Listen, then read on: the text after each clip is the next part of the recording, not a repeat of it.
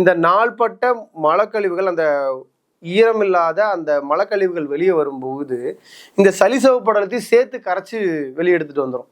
இது நாளடைவில் என்ன ஆகுதுன்னு பார்த்தீங்கன்னா அந்த ஏரியா ஃபுல்லாகவே ஹீட் ஆக ஆரம்பிச்சு பைல்ஸ் வர ஆரம்பிக்கும். அதாவது டிரைவிங் ஃபீல்டில் இருக்கிறவங்களுக்கு மோஷன் நிறைய அடக்குவாங்க. அடக்கிறதுனால வரக்கூடிய பிரச்சனை ஒன்று.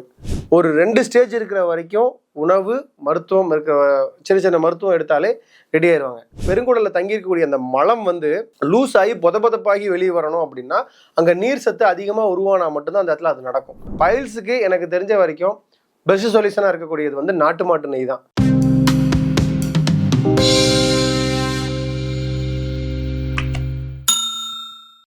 சும்மா சொல்லிக்கலாம் பைல்ஸ் இருக்குன்னு. ஆனால் பைல்ஸ் வந்தவங்களுக்கு மட்டும்தான் அந்த வலி வேதனை, அதில் இருக்கக்கூடிய கஷ்டம், அதில் இருக்கக்கூடிய எரிச்சல், அந்த வலிங்கிறது அவங்களுக்கு மட்டும்தான் அது தெரியும்.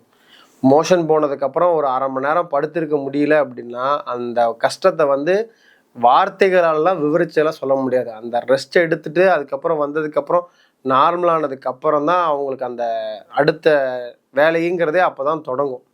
அப்போது இந்த பைல்ஸுங்கிற அந்த விஷயத்தை எப்படி வருது, இது எதனால் வருது, என்னென்ன தவறுகள் நம்ம உண்மையிலேயே நம்ம வாழ்க்கையில் நம்ம செய்கிறோம், நாள்பட்ட மலச்சிக்கல் எப்படி பைல்ஸாக மாறுது, இந்த பைல்ஸு இருக்கிறவங்களுக்கு என்ன உணவுகள், இதுக்கு என்ன மருத்துவம் இருக்குது அப்படிங்கிறது எல்லாத்தையுமே விரிவாக பார்க்குறதா இந்த வீடியோ பதிவு. அனைவருக்கும் வணக்கம். பகலவன் ஹெல்த் சென்டர்லேருந்து ஹீலர் சக்திவேல் யுவராஜ். இப்போது பைல்ஸுங்கிற ஒரு விஷயம் ஏன் வருது அப்படின்னா, இப்போ நம்ம சாப்பிட்ற சாப்பாடு செரிச்சதுக்கப்புறம் சிறுகுடல் பெருகுடல் வழியாக பயணித்து மலக்குடலுக்கு போகுது. இப்போ இந்த பெருகுடலில் பார்த்தீங்கன்னா ஃபீக்கல், அதாவது நம்ம மலம் தங்கி இருக்குது பார்த்தீங்களா, இந்த மலம் தங்குறதுல பார்த்தீங்கன்னா அந்த மலத்தில் நீர் அதிகமாக உறிஞ்சும். அதாவது நம்ம சாப்பிட்ட சாப்பாட்டில் இருக்கக்கூடிய கழிவுகளாக அங்கே மாற ஆரம்பிக்கிறப்ப பெருகுடலுடைய வேலை என்னன்னா நீர் சத்தை உரியறது மட்டும்தான். அப்போது நம்ம சாப்பிட்ற உணவுகளை நீர் சத்தே இல்லை, அதில் ஃபைபர் கண்டென்ட்டே இல்லை, நீரும் இல்லை அப்படிங்கிறப்ப அந்த இடத்துல என்ன ஆகுதுன்னு பார்த்தீங்கன்னா மலத்தில் இருக்கக்கூடிய அந்த கொஞ்ச நஞ்ச ஈரத்தையும் அந்த பெருங்குடல் உறிஞ்சிட்டது போக மிச்சிருக்கக்கூடிய பொருள் கீழே இறங்குறதுக்கு ரொம்ப கஷ்டப்படும். அந்த ஃபீக்கல் சப்ஸ்டன்ஸ் கீழே இறங்குறதுக்குள்ளே என்ன ஆகிடும்னு பார்த்தீங்கன்னா அங்கே எக்ஸஸ் ஆஃப் ஹீட் ப்ரொடியூஸ் ஆக ஆரம்பிக்கும். கடுமையான வெப்பம் வயிற்றில் உருவாக ஆரம்பிக்குது. அப்படி அந்த கடுமையான வெப்பம் உருவாகும் போது இந்த பெருகுடல்லேருந்து மலக்குடலுக்கு வருது இல்லையா இந்த கழிவுகள், இந்த கழிவுகள் வரும்போது அங்கே என்னென்னு பார்த்தீங்கன்னா மலக்குடலில் பார்த்தீங்கன்னா மியூக்கஸ் மெம்பரேன்னு ஒரு லேயர் இருக்கும். குறிப்பாக பார்த்தீங்கன்னா இந்த மாடுலாம் சாணம் போட்டுச்சு, ஆடுலாம் சாணம் போட்டுச்சுன்னா பாருங்கள், அது மேலே கூட சளி மாதிரி ஒரு லேயர் இருக்கும். அதுதான் மியூக்கஸ் மெம்பரேனுங்கிறது. அந்த சளி மாதிரியான லேயருமே என்ன ஆயிரும் அப்படின்னா இந்த நாள்பட்ட மலக்கழிவுகள் அந்த ஈரமில்லாத அந்த மலக்கழிவுகள் வெளியே வரும்போது இந்த சளிசவு படலத்தையும் சேர்த்து கரைச்சி வெளியே எடுத்துகிட்டு வந்துடும். இது நாளடைவில் என்ன ஆகுதுன்னு பார்த்தீங்கன்னா அந்த ஏரியா ஃபுல்லாகவே ஹீட் ஆக ஆரம்பித்து பைல்ஸ் வர ஆரம்பிக்கும். ஃபஸ்ட்டு ஸ்டேஜ் ரத்தம் வர்றது, பிளட்டு வர்றது ஃபஸ்ட்டு ஸ்டேஜ். ரெண்டாவது பார்த்தீங்க அப்படின்னா அந்த கொப்பளம் உருவாகிறது, அந்த குருத்து உருவாகிறதுன்னு சொல்லுவாங்க. பார்த்தீங்கன்னா 3ஆவது ஸ்டேஜ் அந்த குருத்து மலம் போகும்போது அந்த குருத்து வெளியே வரும், நம்ம மலம் போய் முடிச்சதுக்கப்புறம் உள்ளே போயிடும். 4ஆவது ஸ்டேஜ் என்னென்னா அந்த குருத்து, அந்த பைல்ஸுங்கிற அந்த குருத்து எப்போவுமே வெளியவே நின்றுட்டே இருக்கும். இதுதான் மொத்தத்தில் 4 ஸ்டேஜ் இருக்கும். இது ஏன் வருது அப்படின்னு பார்த்தீங்கன்னா குறிப்பாக பார்த்தீங்கன்னா மோஷனை அடக்கிறது. அதாவது டிரைவிங் ஃபீல்டில் இருக்கிறவங்களுக்கு மோஷன் நிறைய அடக்குவாங்க. அடக்கிறதுனால வரக்கூடிய பிரச்சனை ஒன்று. ரெண்டாவது பார்த்தீங்க அப்படின்னா அவங்களுக்கு அதிக உஷ்ணமாக இருக்கக்கூடிய இடங்களில் வேலை செய்கிறது, சரியான நேரத்துக்கு தண்ணி குடிக்காமல் இருப்பாங்க. இவங்ககிட்ட இருக்கிற பிரச்சனை இதுதான்.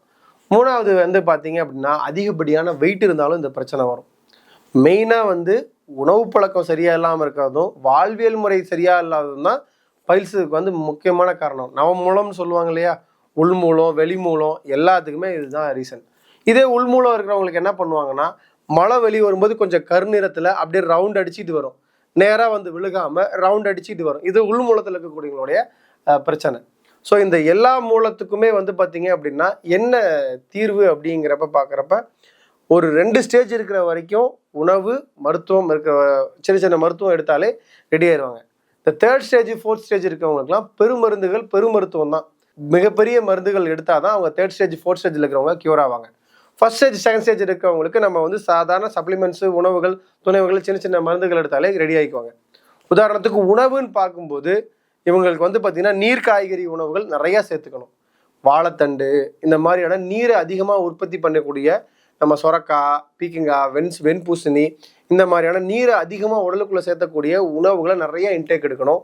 பழச்சாறுகள் குறிப்பாக மாதுளை, முலாம்பழம், தர்பூசணி இந்த மாதிரியான நீரை வந்து உள்ள வந்து அதிகம் பெருக்கக்கூடிய உணவுகளை அதிகமாக உள்ள கொடுக்கணும். அங்கே ஃபீக்கல், அதாவது அந்த பெருங்குடலில் தங்கியிருக்கக்கூடிய அந்த மலம் வந்து லூஸ் ஆகி பொதப்பொதப்பாகி வெளியே வரணும் அப்படின்னா அங்கே நீர் சத்து அதிகமாக உருவானா மட்டும்தான் அந்த இடத்துல அது நடக்கும். நம்ம சாப்பிடக்கூடிய உணவுகள் வந்து குறிப்பாக வந்து பார்த்தீங்கன்னா கஞ்சி வடித்த சாதம் பெஸ்ட்டு. அது கூட நீர் காய்கறி பொரியல், நெல்லிக்காய் ரசம், மலை நெல்லிக்காய் இருக்கு இல்லையா, அரைச்சி ஜூஸ் எடுத்து புளி கரைசலுக்கு பதிலாக இந்த நெல்லிக்காய் ஊற்றி ரசம் வச்சு சாப்பிட்றது பெஸ்ட்டு. தயிரை சாப்பிட்றத விட பெஸ்ட்டு வந்து வெண்ணெய் எடுத்த மோரை வந்து எடுத்துக்கிறது தான். குறிப்பாக வந்து டெய்லியும் காலையில் 2 ஸ்பூன் வெண்ணெய் எடுத்துக்கிறது, சாயந்தரம் 2 ஸ்பூன் வெண்ணெய் நேரடியாக சாப்பிட்றது, பியூர் வெண்ணெயை சாப்பிட்றது ரொம்ப நல்லது. பட் பைல்ஸுக்கு எனக்கு தெரிஞ்ச வரைக்கும் பெஸ்ட் சொல்யூஷனாக இருக்கக்கூடியது வந்து நாட்டு மாட்டு நெய் தான். நாட்டு மாட்டு நெய்யை வந்து உணவில் எடுத்துக்க என்ன ஆகுதுன்னா இந்த பைல்ஸோடைய அந்த தாக்கம், அந்த அளவுங்கிறது படிப்படியாக குறைகிறது நம்மளால் ஃபீல் பண்ண முடியும். வெறும் உணவு மட்டுமே போதுமா பைல்ஸை க்யூர் பண்ணுறதுக்கு அப்படின்னா கண்டிப்பாக கிடையாது. நம்ம அதற்கான மருந்துகள் எடுத்துக்கும் போது மட்டும்தான் அதுலேருந்து நம்ம வெளியே வர முடியும். அடுத்தது வந்து பார்த்தீங்க அப்படின்னா இந்த பைல்ஸ் சம்மந்தப்பட்ட விஷயங்களுக்கு உங்களுக்கு நல்ல சொல்யூஷன் வேணும் அப்படின்னு பார்த்தீங்க அப்படின்னா தரமான இயற்கையான உணவுகளுக்கு நீங்கள் மாறுறது தான் ஒரே வழி. உங்களுக்கு பைல்ஸ் இருக்குமோங்கிற சந்தேகம் இருந்தாலும் சரி, இல்லை பைல்ஸ் இருக்கிறதா இருந்தாலும் சரி, எல்லாருமே தயவு செஞ்சு மரபு உணவுகளுக்கு மாறுங்க. நாட்டு காய்கறிகளை அதிகமாக சாப்பிடுங்க. நம்ம இயற்கையாக விளையக்கூடிய, நம்ம உள்ளூர்களில் விளையக்கூடிய பழங்களை அதிகமாக எடுத்துக்கோங்க. நீரை சத்துக்களை அதிகமாக கொடுக்கக்கூடிய உணவுகளை எடுத்துக்கங்க. அதனால தான் அந்த காலத்தில் எல்லாமே எடுத்த உணவுகள் எல்லாமே நீர் வடிவ உணவுகளாக எடுத்தாங்க. ஸோ இந்த பதிவு உங்களுக்கு ரொம்ப யூஸ்ஃபுல்லாக இருக்கும்னு நினைக்கிறேன். மேலும் இது மாதிரியான நல்ல தகவல்களுக்கு, மருத்துவம் சார்ந்த தகவல்களுக்கு நம்ம யோகம் சேனலை நீங்கள் சப்ஸ்கிரைப் பண்ணுங்கள், ஃபாலோ பண்ணுங்கள். நன்றி, வணக்கம்.